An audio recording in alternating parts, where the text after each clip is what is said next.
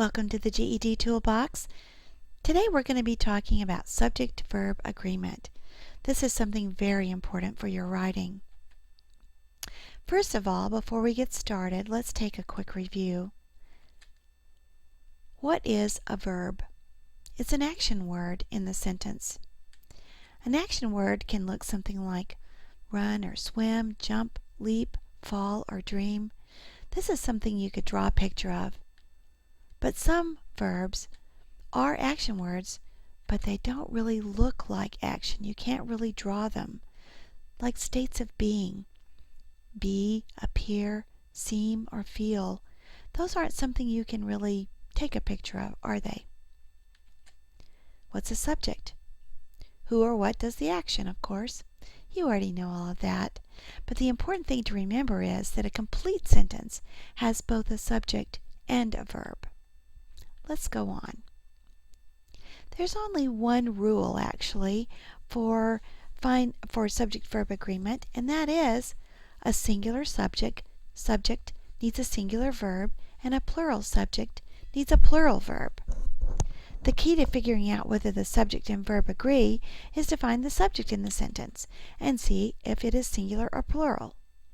But finding that subject can sometimes be tricky. Check these out. The dog eats his doggy treat. Not a problem. Singular subject, the dog, eats, singular verb, his doggy treat. I love it. What about the next one? Everyone, boys, girls, their parents, their teachers, the players, and their coaches, wants the soccer team to go all the way to nationals. Wait a second. Wants? That's a singular verb, isn't it? Everyone wants. This is correct, but let's go find out what this is all about.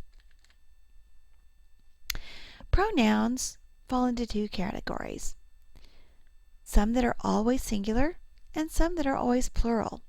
We'll learn about some other ones in another list later on, but for right now, check out the ones on the left.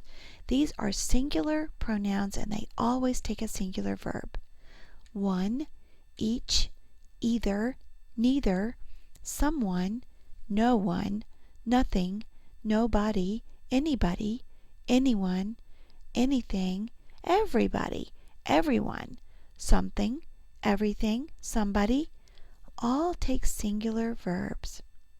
The list on the right are pronouns that are plural pronouns. They always take a plural verb. Several, few, both, many. Always a plural verb. There's a few more pronouns that are indefinite.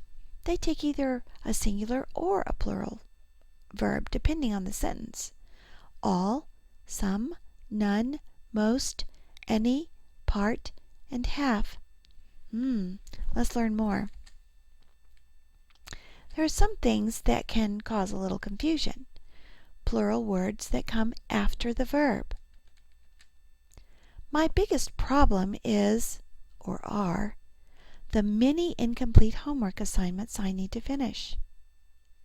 If you chose the word is, you were correct. My biggest problem is the many incomplete homework assignments.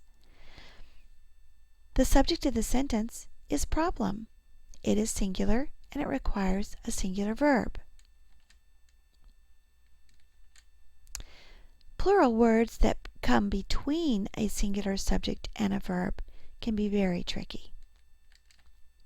The topic of these 4 books is or are horses. Well, the subject of the sentence is topic.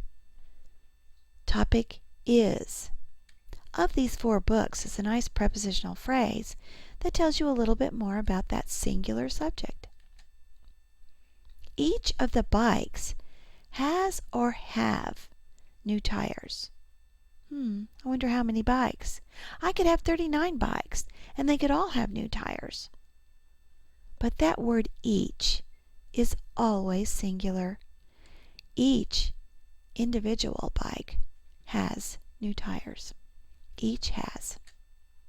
Every one of the members of both basketball teams is or are here. Now, there's lots of members on the basketball team, but that one little word every is the clue. Everyone is here.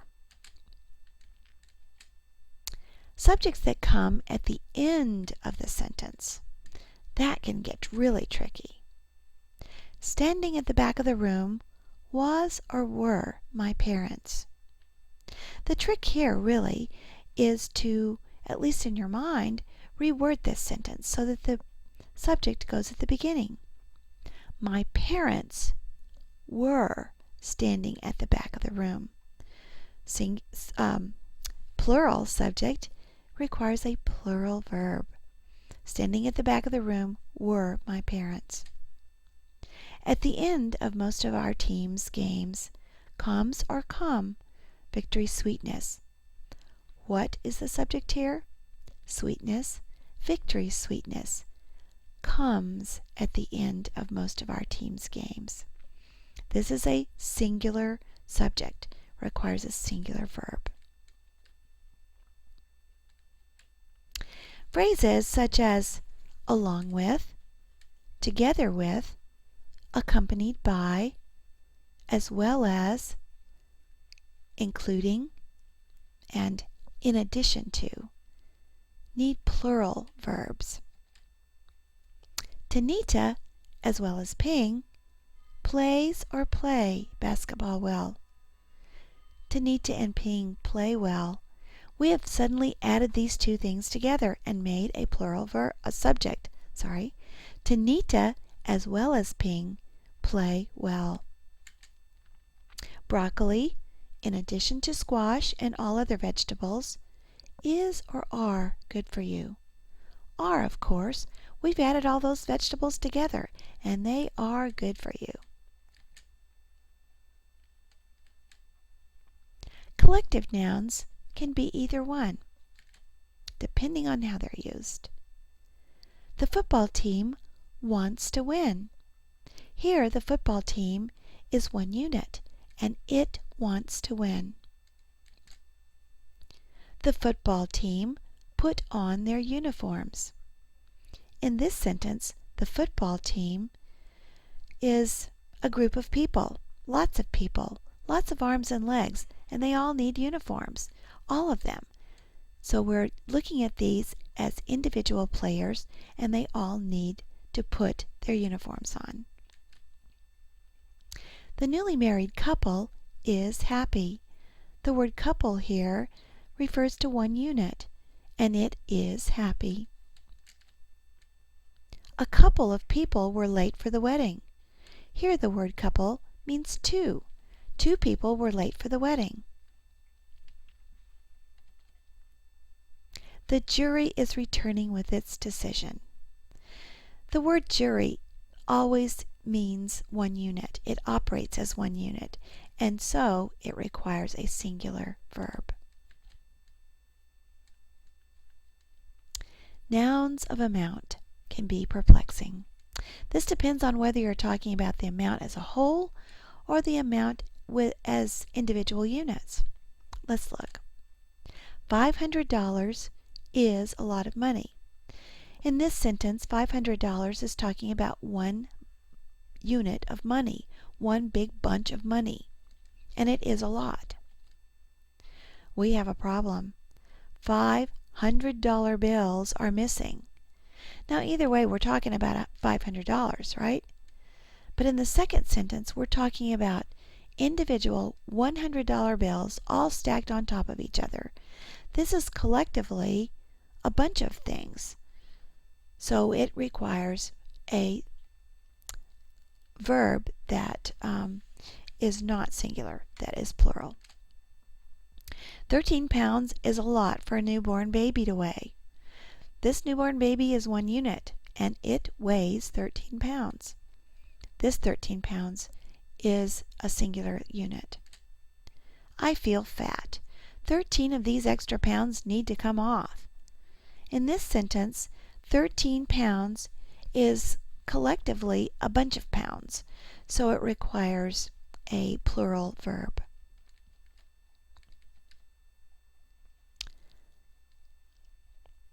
Here's some examples of those indefinite pronouns. Let's take a look. Everybody is coming. Nothing is happening. Little is happening because neither of my friends is here. All of these are on that list of always singular. Some indefinite pronouns can be either singular or plural. So let's take a look. The rest of the sentence is going to tell you whether they're singular or plural. All of the cake is gone. 1 unit, 1 cake is gone. All of the boys are gone. Lots of boys. So we have a plural verb. None of the snow has melted. Now, even though there's a million, billion, gazillion flakes, the snow here is considered 1 unit, and it has melted. Or none of it has melted, sorry. None of the apples are ripe. Individual apples, lots of them, none are ripe. Here's one more look at those lists of pronouns. The list on the left, always singular. The list on the right, always plural. And that list of indefinite pronouns. They can be either singular or plural, depending on the rest of the sentence. What's happening next? Nouns that look plural but are actually singular. Are you kidding? The news is bad. The news is 1 unit, and it is bad. Measles is contagious. Measles is 1 disease, and it is contagious. Mumps is contagious too. Another singular or individual disease. Mathematics is my easiest class. 1 class, 1 subject. Mathematics is my easiest class. There's more.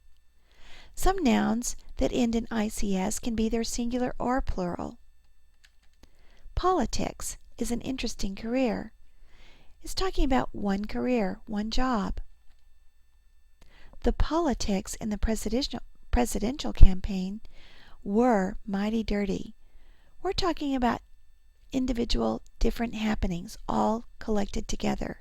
Lots of different things happened during the campaign, and they were mighty dirty. Statistics is my most interesting class. Again, that's like mathematics. 1 subject, 1 class. The statistics of the game are not good for our team. The individual things that happened, the individual numbers that happened during the game, all of those things collectively were not good for our team. Plural in this instance. Mathematical phrases, unless you're talking about specific objects, numbers are in fact ideas or concepts, and they need a singular verb. 1 and 1 is 2. 1 idea. 5 times 6 is 30. Another 1 mathematical idea. The only thing you really have to remember is to find the subject and decide if it's singular or plural. Then make the verb match. Remember the list of pronouns. The ones that are always singular and the ones that are always plural. Don't forget about those ones that are a little bit confusing. The indefinite ones can be either one. Keep that list of confusing exceptions in the back of your mind somewhere. And remember, you can do this. Thanks for stopping by the GED Toolbox. I hope this helped you learn a little bit more about subject-verb agreement. Hope it helps your writing. See you next time.